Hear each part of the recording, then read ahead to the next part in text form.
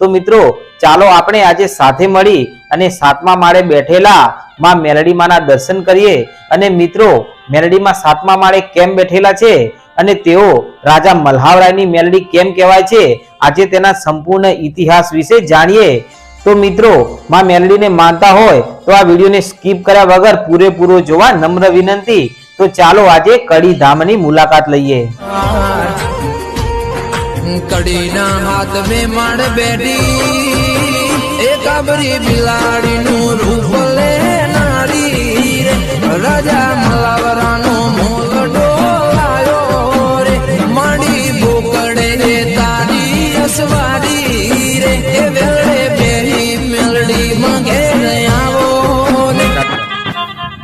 મિત્રો વિનંતી કરું છું કે આ વિડીયોને ટાઈમ કાઢી અને પૂરો જોવાનું ભૂલશો નહીં। તો ચાલો તમને માં મેલડી કડીના સાતમા માળે કેમ બેઠેલા છે તેનો ઇતિહાસ બતાડું। મિત્રો આ વાત એ સમયની છે કે જ્યારે કડીમાં રાજા મલ્હાવરાયનું રાજ્ય હતું। મહેસાણાની પડખે જાસલપુર ગામ છે અને કડીમાં રાજા મલ્હાવરાયનું રાજ્ય હતું। અને એક દિવસ કહેવાય છે કે કડીના રાજા મલ્હાવરાય ઘોડે ચડી અને શિકાર કરવા નીકળ્યા અને રસ્તામાં તેમને તરસ લાગી ત્યારે તેમણે જાસલપુરમાં એક વાવ બાળી અને જાસલપુરમાં સાતમા માળે માં મેલડી બેઠી છે અને જે એક દેવી પૂજકે બેસાડેલી છે। અને જાસલપુરના વાવની બાજુમાં એક વાઘરી સમાજના 2-3 કૂબા આવેલા છે અને આ બાજુ તરસ્યા થયેલા કડીના રાજા મલ્હાવરાય વાવની અંદર ઉતર્યા અને વાવમાં પથરા પાડી અને વિચાર કરવા લાગ્યા, આહાહા આવા પથ્થર વાવમાં જો આ પથ્થર તોડી અને લઈ જાઉં અને કડીમાં આ પથ્થરોનો મહેલ બનાવ્યો હોય તો મારો મહેલ શોભી ઉઠે। આમ રાજાએ પાણી પીતા પીતા વિચાર કર્યો કે કાલ ગાડા મોકલું અને ગાડા લઈ ટિક્કમ પાવડા લઈ અને મોકલું, પછી ભલે તોપોના ભડાકા કરવાના થાય તો કરી નાખીશું, પણ આ વાવને તો પાડી અને તેના પથ્થર લઈ જવા છે। બીજો દિવસ થયો અને 35 ગાડા લઈ અને કડીના દરબાર રાજા મલ્હાવરાવ આવ્યા અને આખા ગામમાં આદેશ કર્યો કે જાસલપુરની વાવ હવે તોડી નાખવાની છે અને તેના પથ્થરો કડી લઈ જવાના છે। ત્યારે વાઘરીના કબીલાની એક ડોસી બોલી, આ વાવમાં રહેનારી મારી મેલડી મારી વાઘેણ જતી રહી લાગે છે। આ વાવની અંદર મેલડી બેઠેલી છે, એ મારા બાપની દેવી છે અને જો કડીના દરબાર આ વાવને તોડી નાખશે તો હું માનીશ કે આ વાવમાં મેલડી નહીં પણ કોક ભૂત બેસાડેલું છે, કાં તો કોક વાદીડા આવી અને મારી મેલડીને લઈ ગયા હશે। અને જો મારી મેલડી આ વાવમાં બેઠી હશે અને જો આજ મારી વાત સાંભળતી હશે તો મલ્હાવરાયને 7 પેઢી સુધી ગોત્યો હાથ નહીં આવવા દે, નહીતર તો મારી મેલડીને પૂજવી નકામી। આમ ડોશી રુદન કરવા લાગી કે જોજો હો માં મેલડી આ વાવ તૂટી ન જાય, નહીતર દેવી પૂજકના કુળને કાળી ટીલી લાગશે માં। ડોશીનું આટલું બોલવા જતાની સાથે તો દેવી પૂજકના કૂબામાં એક 7 વર્ષની દીકરી ધૂણવા લાગી અને બોલી, હું જાસલપુરની મેલડી વાવના ટોળા પરથી બોલું છું બાપ। ત્યારે ડોશી બોલ્યા, માં આ કડીનો દરબાર આ વાવ તોડી જશે તો તને કંઈ નહીં થાય માં? ત્યારે મેલડી બોલી, જો કડીનો દરબાર આ વાવના પથરા લઈ જાય અને જો કડીના પથ્થરના કાંગરે કાળી નાગણી થઈ અને મલ્હાવરાયને ભાન વગરનો ભટકતો કરી ના નાખું અને કડીના મહેલને 7 વખત પડતો ના કરું અને જેટલી વખત ચડે એટલી વખત પડતો કરું અને 7મા માળે ગર્જના કરી અને મેલડી થઈને બેસું અને જેને જગ ઓળખે કે જાસલપુરની મેલડી કડીના કાંગરે બેસી જવું અને 52 ગજની ધજા કહેવાઉં તો માનજે કે હું મેલડી બોલી હતી। ત્યારબાદ 35 ગાડા અને એક હાથી દરબાર મલ્હાવરાયે મોકલ્યો અને પાછળથી 13 હાથી આવ્યા। એમ કરી 35 ગાડા અને 13 હાથીની સવારી આવી। ત્યારે 7 વર્ષની દીકરી ફરી બોલી કે હે ડોશી અને ડોશીનું નામ હતું હેલડી. અરે મારી હેલડી સાંભળ, હું જાસલપુરની વાવની માં મેલડી બોલું છું. હા હા બોલ માં. કે 35 ગાડાના બળદિયા મરી જાય અને 35 ગાડાના હુપડા ભાગી જાય અને 13 હાથીઓને નંદાસણની સીમમાં જો ધરતી ફાટે અને 13 હાથીઓને ભોયમાં ભંડારી દઉં ને તો માનજે કે જાસલપુરની મેલડી બોલી હતી. ત્યારે 35 ગાડા અને બળદિયા જોડ્યા હતા અને 35 ગાડા પર જાસલપુરની વાવના પથરા મૂક્યા અને એવા બળદિયા હાલવા માંડ્યા અને હાલતા હાલતા નંદાસણ આવ્યા અને ત્યાં ગાડા ભાગી ગયા અને બળદિયા મરી ગયા અને નંદાસણની સીમમાં ધરતીકંપ થયો અને 13 હાથીઓ ઊભા ને ઊભા જમીનમાં ધસી ગયા અને તેના પર ધૂળના પોપડા વળી ગયા. અને મિત્રો, આજે પણ નંદાસણની અંદર 13 હાથીઓ જ્યાં દટાઈ ગયા હતા તે જગ્યા મોજૂદ છે અને તેને હાથીઓ ટીંબાના નામે ઓળખાય છે. તો મિત્રો, 13 હાથી ભોયમાં ભંડાર્યા અને 35 ગાડા ભાગ્યા અને બધા બળદિયા મરી ગયા. પછી માં મેલડીએ વિચાર કર્યો કે જો આ પથ્થર કડીમાં નહીં જાય તો મને મેલડીને ઓળખશે કોણ? લાય એક વખત તેનો મહેલ બનવા તો દે. પછી મલ્હાવરાયને બીજા 23 ગાડા મૂક્યા અને ગાડામાં ભરી અને પેલા વાવના પથ્થરો કડીમાં લાવ્યા અને પછી મહેલ ચણવાનો શરૂ કર્યો. મહેલના બરોબર 7 માળ તૈયાર થયા એટલે મહેલ નીચે પડ્યો, જમીન સાથે ધડામ કરતો ધડાશાય થઈ ગયો. ફરીથી મહેલ ચણવાનો ચાલુ કર્યો અને બીજા 3 મહિના થયા અને મહેલ તૈયાર થયો. પછી ફરી મેલડીએ કરામત કરી અને મહેલ નીચે પડ્યો. આમ કરતાં કરતાં 7 વાર મહેલ તૈયાર કર્યો અને એમાં મેલડીએ 7 વાર મહેલ નીચે પાડ્યો. ત્યારે ફરી 8મી વાર મેલડીએ વિચાર કર્યો કે લાય રાજા મલ્હાવરાયને પરચો પૂરું. એમ કરી રાજા મલ્હાવરાયને રાતના સપનામાં માતાજી આવ્યા કે હે મલ્હાવરાય, મૂકી દે મારી વાવના પથરા જ્યાં હતા ત્યાં મૂકી દે, નહીતર તને ગોત્યો હાથ નહીં આવવા દઉં. રાજા બોલ્યો કે કોણ છે તું? કે હું મેલડી છું. અરે જોઈ મેલડી, આવી મેલડી તો કંઈક મારા ખિસ્સામાં પડી છે. મેલડી તું મોટી? અરે હું આ કડીનો રાજા મલ્હાવરાય છું, તારાથી જે થાય ને એ તું કરી લેજે. પછી 7 વાર મહેલ નીચે પડી ગયા. પછી રાજા મલ્હાવરાયે ગામે ગામથી બ્રાહ્મણો અને સંતો તેડાવ્યા અને પૂછ્યું કે મહેલ વારંવાર પડી કેમ જાય છે? કે બાપુ, આમાં અમને કાંઈ ખબર ના પડે કે કાંઈ ખબર નથી પડતી કે ના? તો તેમને સીધા પૂર્યા જેલમાં. મફતમાં પૈસા લઈ જાઓ છો. હું રાજા મલ્હાવરાય છું, જો તમને ખબર ના હોય તો પછી ભોગવો જેલ. એમ કહી અને 151 બ્રાહ્મણો અને સંતોને જેલમાં પૂર્યા. અને કારભારી બોલ્યો કે બાપુ, આમાં બ્રાહ્મણોનું કામ નહીં કે તો કે માતાજીના ભુવાને બોલાવો. જો ભુવાઓની માતાઓ સાચી હશે તો આ મહેલ વારંવાર નીચે કેમ પડી જાય છે ત્યાં સુધી તે પહોંચી જશે. પછી ગામે ગામથી ભુવાઓ બોલાવ્યા, ડાક વગાડ્યા અને ભુવાઓને કીધું કે તમારી માતાઓ સાચી કે હા? તો માંડ ધૂણવા અને હું પૂછું એનો જવાબ આપ, તો તને સાચો માનું, નહીતર પૂરું જેલમાં.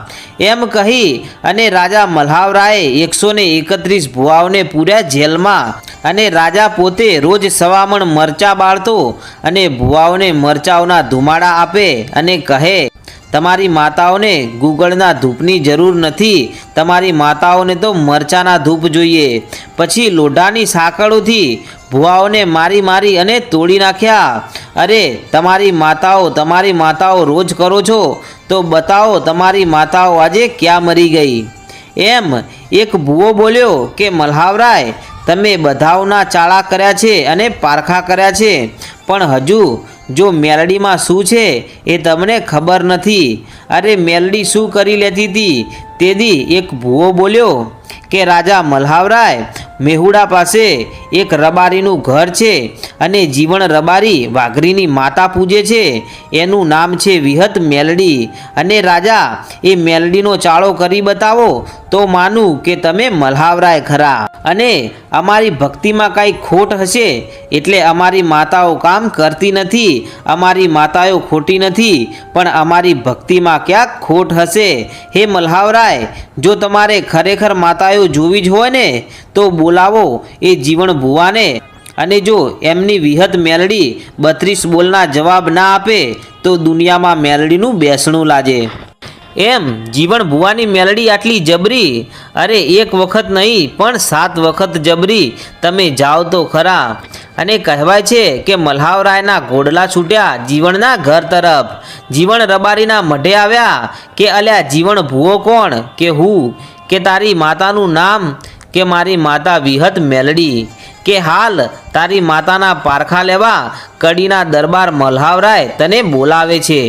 આટલું સાંભળતાની સાથે તો જીવણની આંખમાંથી આંસુનો વરસાદ વરસવા લાગ્યો કે હે માડી, આ તો ખરાખરીનો ખેલ છે. માડી, આ કડીના રાજા તો 3 મહિનાથી ભુવાઓ અને સંતોને જેલમાં પૂરી અને મરચાના ધુમાડા દે છે. માં, મારું શું થશે? માડી, તું તો જબરી છો, પણ મારામાં કંઈ ખોટ હશે અને હું હારી જઉં તો? અને એદી કહેવાય છે કે જીવણ ભુવાની મઢીમાં લવજી પાવડિયો માતાજીનું ડાકલું વગાડતો હતો ત્યારે બાજુમાં બેઠેલી એક 7 વર્ષની દીકરી ધૂણવા લાગી અને બોલી કે અલ્યા મારા જીવણિયા, કે હે માં કોણ? કે તારી વિહત મેલડી બોલું છું. કે મલ્હાવરાયના માણસો તને લેવા આવ્યા અને તને બીક લાગી? અરે માડી, કેટલાય ભુવાઓ ત્યાં જેલમાં પડ્યા છે અને કોઈ ચાલ્યું નથી. ત્યાં તો તારો જીવણીઓ શું કરશે માં? ત્યારે મેલડી બોલી કે દીકરા, આ રમત તો મારી જ છે અને જાસલપુરના વાવની મેલડીએ મને ટહુકો કર્યો હતો. હે માં, તો હું શું કરું? કે મારો લવજી પાવડિયો ડાકલું વગાડે અને મારા મઢમાં જે પસેડી છે ને એને નાખ તારા ખભે અને ઘોડીની સાથે હાલવા માંડ. આગળ ઘોડા અને પાછળ તું. જીવણિયા, એક વાત યાદ રાખજે, તારા ગામની બહાર નીકળતા આ એક વખડીનું ઝાડ છે. વખડીના ઝાડ પાસે જઈ અને આ પસેડી તારા જમણા ખભા પર નાખજે અને આકાશ તરફ નજર નાખજે. અને જો કાળા વાદળમાંથી કાળી ચકલી આવી અને તારા ખભા ઉપર બેસી જાય તો સમજજે કે મેલડી તારા ભેળી છે. જીવણ ઘરેથી નીકળ્યો. જેવું ગામની બહાર નીકળ્યા અને પેલા વખડીનું ઝાડ આવ્યું એટલે જીવણ બોલ્યો કે આટલે ઘોડા ઊભા રાખો, મારે ઘડીક અહીંયા ડાકલું વગાડવું છે. એટલે ઘોડે સવારો બોલ્યા કે હાલને ભાઈ, કડીમાં ડાકલા બહુ વાગે છે, ત્યાં જઈ અને મરચાના ધૂપ જોઈ અને ડાકલું સારું વાગશે. લવજીને ડાકલું વગાડવાનો આદેશ આપી અને જીવણ ભુવો આકાશ તરફ નજર કરે છે ને ત્યાં તો એક ચકલી આવી અને જીવણના ખભા ઉપર બેસી ગઈ. ત્યાં તો જીવણ ભુવાના મનમાં આસ આવી ગઈ કે આવ્યું મારું માવતર આવ્યું, મારી મેલડી, મારું માને બાપ આવ્યું. કાળી ચકલી હળવેકથી જીવણના કાનમાં બોલી કે જીવણ, હું તારા ભેળી છું, હવે તને બીક ખરી? જીવણ બોલ્યો, હવે તો બીક શેની? અરે હવે તો એક નહીં અને 151 મલ્હાવરાય આવી જાય ને તો પણ ઘોડીને પી જાઉં. મારી માતા, મારું માવતર આજે મારા પડખે ઊભું છે તો મને બીક શેની? આમ કરતાં કરતાં જીવણ કડીમાં આવ્યો. ત્યારે કડીમાં ડાકલા વાગતા હતા અને મલ્હાવરાય મેળીએ ઊભા હતા. ત્યાં મલ્હાવરાય બોલ્યા કે એ જીવણ, આ તારું ડાકલું બંધ કર. અહીં તો કેટલાનાય ભુવાના ડાકલા બંધ પડી ગયા છે. તારી માતા એવી તો કેવી જબરી છે કે મારી વિહત મેલડી. જીવણ, અહીંયા તો કંઈક ભુવાના ગરમ ગરમ તેલમાંથી સિક્કા કાઢવાનું કહેલું, એમાં કેટલાય ભુવાઓના હાથ દાજી ગયા છે. બોલ, તારું શું કહેવું છે? ત્યારે જીવણ બોલ્યો કે કડીના દરબાર એવા કડાયામાં હાથ નાખી અને હું સિક્કા ના કાઢું. કે 1.25 મણિયો તાવો મૂકો અને એમાં 1.25 મણ તેલ ગરમ કરો અને 1.25 મણ તેલ ગરમ કરો અને લાવો મોટું કડાયું, એમાં મારે નાહવું છે. થોડી વારમાં તેલ ઉકળવા લાગ્યું અને જીવણિયો હેમાં મેલડી એમ કહી અને ગરમ ગરમ ઉકળતા તેલમાં કડાયામાં પલોઠી વાળી અને બેસી ગયો અને ખોબે ખોબે તેલ પીવા લાગ્યો. રાજા મલ્હાવરાયની તો આંખો ફાટી ગઈ અને બોલ્યો, આહાહા, આવી મેલડી? આ મેલડી નહીં પણ કોક જાદુગર લાગે છે. કે જીવણિયા, સાચું બોલી જા, મેલડીનો પ્રતાપ નથી પણ તું કોઈક વિદ્યા શીખીને આવ્યો છે અને જાદુ કરતો હોય એવું મને લાગે છે. પછી જીવણને કીધું કે હે જીવણ, તારી મેલડી જો સાચી હોય તો મને પ્રમાણ આપ કે મારા મહેલના 7મા માળે શું પડ્યું છે? ત્યારે જીવણ બોલ્યો કે મલ્હાવરાય, તમારા મહેલના 7મા માળે એક માટલી પડી છે અને તેની અંદર સાકર ભરેલી છે અને એની બાજુમાં એક કાબરી બિલાડી છે, કે સાચું ને? ત્યારે મલ્હાવરાય બોલ્યો, માં વાત તો સાચી, પણ હું તને એમ ના માનું. ત્યારે મેલડી બોલી કે હે મલ્હાવરાય, હવે તારે જીવવું છે કે પછી મરી જવું છે? ત્યારે મલ્હાવરાય બોલ્યો, મને તું મારી શકીશ? હું કડીનો રાજા મલ્હાવરાય છું અને તું મેલડી મને મારી શકીશ ખરી? મલ્હાવરાય માની જા, નહીતર હવે તારો અંત આવ્યો છે.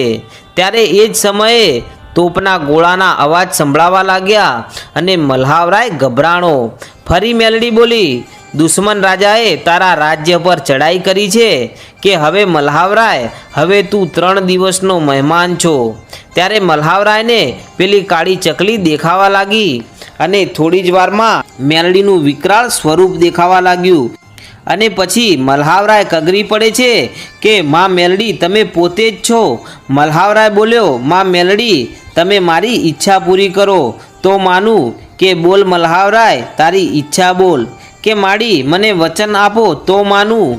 હા મલ્હાવરાય, હું તને વચન આપું છું. મલ્હાવરાય બોલ્યો, માં હું વાંઝ્યો છું, મારે દીકરો નથી. ત્યારે મેલડી બોલી, જ્યાં મલ્હાવરાય, આજથી 9 મહિને તારી રાણીને 2 જોડિયા દીકરાનો જન્મ આપે તો માનજે કે મેલડી બોલી હતી કે હે મલ્હાવરાય, આજથી કડીના મહેલમાં રહેવાના સપના છોડી દેજે. કે કેમ માડી? આ મહેલ હવે તારો નથી. વાવની અંદર કૂબામાં એક ડોસી રહે છે, જેને મેં વચન આપ્યું હતું કે કડીના મલ્હાવરાયના 7મા માળે જઈ અને મેલડી થઈ અને પૂજાવ ને તો માનજો કે જાસલપુરની મેલડી બોલી હતી. અને મલ્હાવરાય, આજ પછી કળિયુગનો માનવી દર્શન માટે આવે તો 7મા માળે હું મેલડી બેઠી હશું. અને જા 7મા માળે જઈ અને જોઈ લે, 7મા માળના ગોખલે ગોખલે જો કાળી નાગણી તને દેખાય તો સમજજે કે હું 7મા માળે મેલડી બેઠી છું. મલ્હાવરાય જઈ અને જોયું તો જેટલા ગોખલા હતા તે બધા ગોખલામાં તેને નાગણી દેખાવા લાગી. અને પછી મલ્હાવરાયે માતાજીની લાલ ધજા કરી અને એ દી કહેવાય છે કે મલ્હાવરાય, તે તો મારા પારખા કર્યા, પણ જા તને વચન આપું છું કે કાળા કળિયુગનો માનવી જો મારું નામ લેશે તો એમ કહેશે કે કડીના રાજા મલ્હાવરાયની મેલડી, હે રાજન, તારું આટલું નામ કળિયુગમાં પણ મારી મેલડી સાથે બોલાશે. અને કાળા કળિયુગનો માનવી જો મઢડે આવી અને જો કોઈ ઈચ્છા રાખશે ને તો હું મેલડી તેની ઈચ્છા જરૂર પૂરી કરીશ. તો મિત્રો, આ હતી કડીના 7મા માળે બેઠેલી રાજા મલ્હાવરાયની ધર્મની ધજાવાળી મેલડી માનો ઇતિહાસ. મિત્રો, તમને જો આવા વિડીયો રોજે રોજ સાંભળવા ગમતા હોય તો આજે જ અમારી ચેનલ સબસ્ક્રાઇબ કરવાનું ભૂલશો નહીં.